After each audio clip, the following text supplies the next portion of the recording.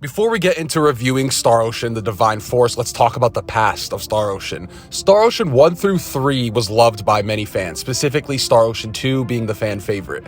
Once you get into Star Ocean 4, the amazing combat system did not hold it up to fan expectations. They did not like the direction the series was going. Then you get the Star Ocean 5, and this game basically killed everyone's families. Everyone hates this game and trash talks it. No matter if you like it or dislike it, the fan view of it is not very good, and they were really worried for this series.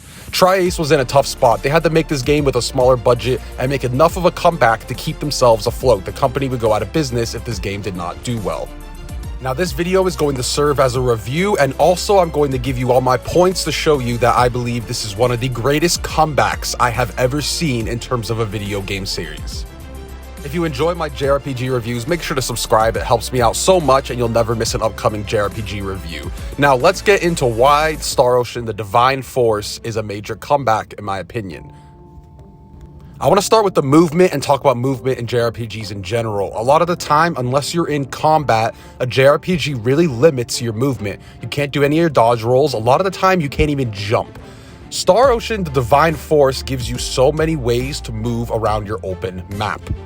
You can click down on your run button, which makes your character run like they're on the track team going for the gold prize. You could use your robot Duma to fly around the map, eventually getting a second boost to reach high platforming locations. You're able to keep your dodge roll out of combat and still go around and smack stuff. All of this stuff is an insane upgrade from the previous entries of the series and also distinguishes it from a lot of new JRPG releases. A lot of JRPGs just do not have movement like this.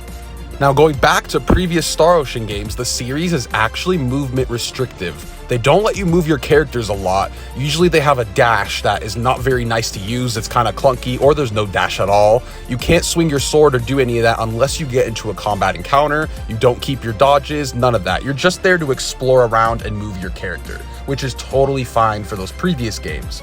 But the fact they went out of their way to create this entire movement system and then complement it with platforming mechanics and collectathon mechanics was such a good idea, and it distinguishes it from other JRPGs that are releasing nowadays. Star Ocean: The Divine Force lets you go up to any enemy in real time and assassinate their booty if you so desire. The older games, you had to go up to the enemy and it would put you into a combat zone and put up a boundary. That is totally fine. Most JRPGs do this, but the fact that they wanted to get out of this comfort zone for Star Ocean 6 was really cool in my opinion. It also worked really well. They couldn't just do this sloppy and get away with it. They had to make it work.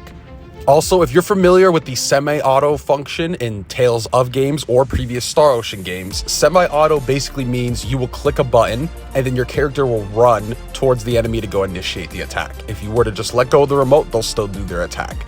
And those worked for the previous games. That's what the combat system was built on. But in this game, you are totally in control of your combos and your character. There is no hand holding in terms of when you do your combos and how you run up to the enemies. Getting all this right was extremely important. Now, a lot of games like to incorporate their own form of perfect dodge. Star Ocean 4 did this in a really cool way with something called blind sides. You would hold down your button, wait for the enemy to come at you, and then you would move a different direction, basically making them lose sight of you, and you would get a blind side, leaving them stuck in a position stunned. In this game, they decided to use the robot Duma for the blind sides, once again distinguishing it from other games with just a normal perfect dodge. I will mention the regular dodge roll still has a well-timed dodge mechanic that will give you more energy to use your robot. In this game, you fly at your enemy, and then when they're about to do something, you go in a different direction. Doing it at this type of speed while flying through the air is so damn fun, and it basically adds two forms of perfect dodging. Two ways to defend yourself in such a fantastic way while staying really, really fun. Star Ocean 6 uses this AP system where you need a certain amount of those bars to do a certain amount of action. Some combos take a lot more bars because they're stronger. This is kind of like the Fury system from Star Ocean 3, if you guys know that. If you have more AP basically filled, you're going to have a lot of defense. But most of the time, you're not really doing that in the Divine Force. You're trying to just use the AP to the best of your advantage. At first, I didn't like this. I knew it was put there for button spamming. They didn't want button spammers, and they also wanted a type of flow going on. Now I really enjoyed this mechanic. At first, it slowed me down a bit, but now once I learned the flow and how to get AP back, because you could get it back with blind sides and other things like surprise attacks, it became really easy and actually a very fun mechanic. Don't be scared off by AP.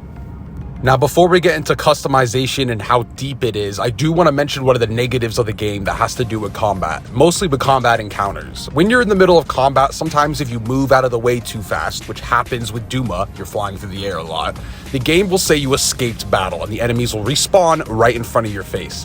This happens too many times. The game seriously needs a patch to fix this. It would be okay if it was once in a while, but there's a few dungeons where if you move like 5 feet out of range, the enemies will respawn in front of you and say escaped. I think they were scared to make it not let you escape good enough. Like the game was going to hold you in combat too long and they made it overcompensated. They just need to lower that a bit, keep you in the combat encounter even if you're a little bit far away from the enemy. You're moving a lot in this game. They should have expected you to be flying around.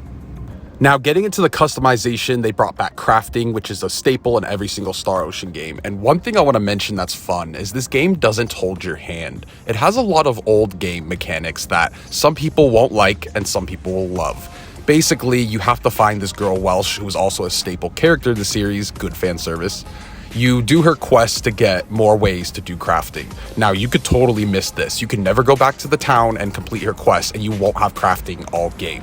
Some people will say this is annoying because you can miss out on vital mechanics, but I love that. The team at Star Ocean isn't scared if you miss stuff. They're confident in their game to where you could go find it and explore it on your own. It is much more fine to be like, oh, what is this? When you find it yourself instead of an objective marker saying, hey, go do this, you need the crafting system. This happens a lot in this game with private actions, to raise your character's affinity, to weapon quests. There's a lot of things where you have to explore on your own and you'll usually find it randomly. The game will not tell you. This to me is a positive, especially in a generation filled with games constantly holding our hands. The customization is honestly overwhelming at times, especially when you first start the game, but it is very fun once you start getting the hang of it. You could have a skill tree, which gives yourself a bunch of new stats and abilities. You have chain combos, which basically lets you edit how your own combos are going to be.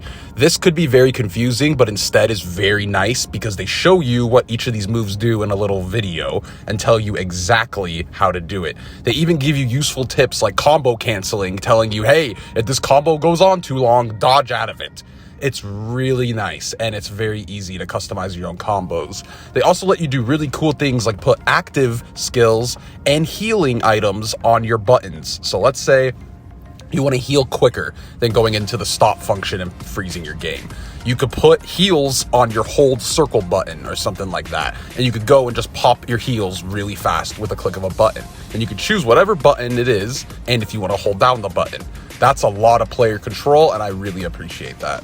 You have skills to unlock for your Duma robot, which you could find by platforming and collecting them through the air and lots of stuff like that, which is really fun. And then when you go over to your characters, you just have so much stuff to upgrade, from passive skills to active skills, to your robot skills, to your super moves, to your actual combos. They can all be leveled up to 10. I have a combat guide. If any of you are new players getting into the game and you need some help with this stuff, I did go over all of this in a guide, which was very helpful for a lot of people. So thank you guys for that. And I will leave that link in the description. But lots of customization and I loved all of it. I could spend 2 hours in this menu, to be honest, crafting and editing my team.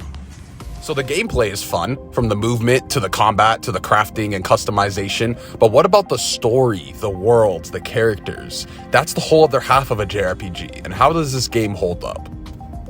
One of the biggest surprises of this game was the voice acting and writing. The dialogue is so damn good. Characters have so much personality. Each of the cast members shine, and there's a big cast here, so that was a hard thing to pull off. Some characters looked a bit generic from the front, but right when you get into the game and learn their personalities, they all are so fun to watch. I enjoyed every single character. And the voice acting, I would say, is high tier. There's games where they have high tier voice acting for dubs like Persona and stuff like that, I would say. And then there's lower tier where sometimes, you know, it sounds a little cringy, words are spoken too fast, too slow. This is on that high tier where every interaction feels very real and everything is well voiced. I really loved it.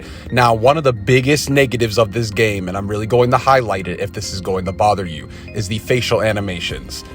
The graphics sometimes are not very nice. Their faces need a bit more detail, especially the main character Raymond, and the lip syncing is basically always off. If these things drive you crazy, this game might hurt going through it.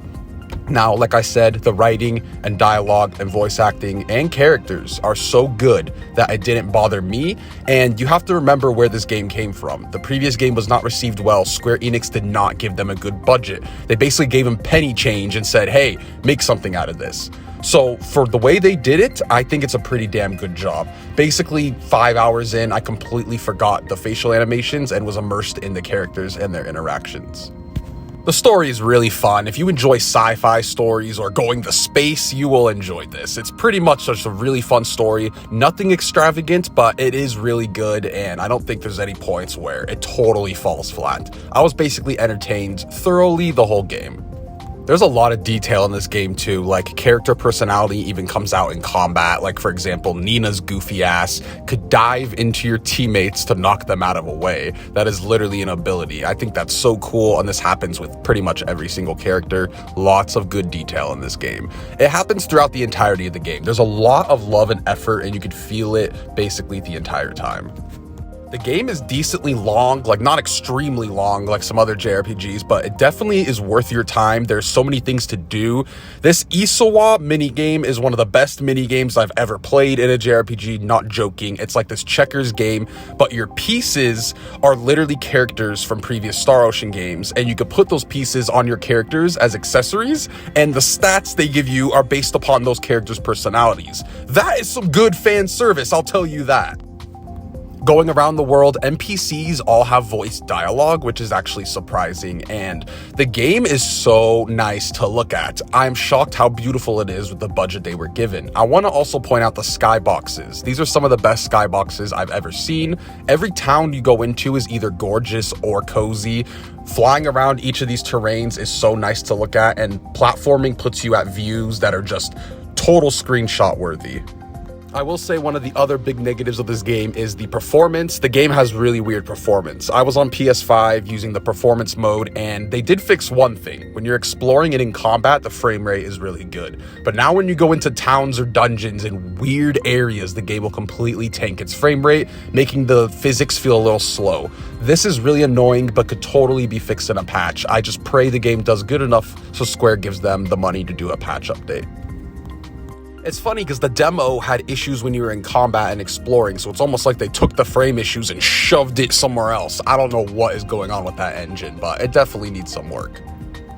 The post-game actually really surprised me. There's post-game dungeons and post-game super bosses that will totally give challenge runners their itch. It was so nice for me to see a chaos difficulty added when I beat the game. I did not know there would be an extra difficulty, so I have my hands full with plenty of post-game content to keep testing the difficulty. The game also lets you go to level 250, which is also different. I've been saying distinct a lot, but this game does a lot of things that you haven't been able to do recently in some JRPGs, which has been really fun. So when I reached the credits, what did I think? This game was a blast. I would seriously recommend it to any JRPG fan. The biggest thing is going to be the graphics at times. If stuff like that doesn't bother you, I'm guaranteeing you will probably love this game.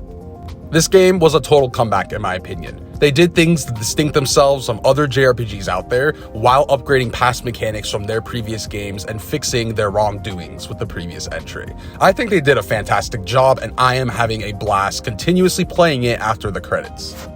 Trice, man, you surprised me. Like, I knew this game was going to be fun, right? But I did not go in with expectations like this. I was surprised. I will definitely say that. So hopefully the game gets its word around. I am seeing a lot of people buying it just from word of mouth, and that's really cool to see. A lot of people just really enjoy the game, especially old diehard Star Ocean fans, because I'm a newer fan. I didn't play these games back in the day, and seeing fans that did play these games back in the day love this new entry, even some of them putting it as their #1 spot, I would say that is a comeback done by Triace. I hope you guys enjoyed this review. I hope you guys enjoy Star Ocean: The Divine Force. And as always, I will see you in the next video. Have a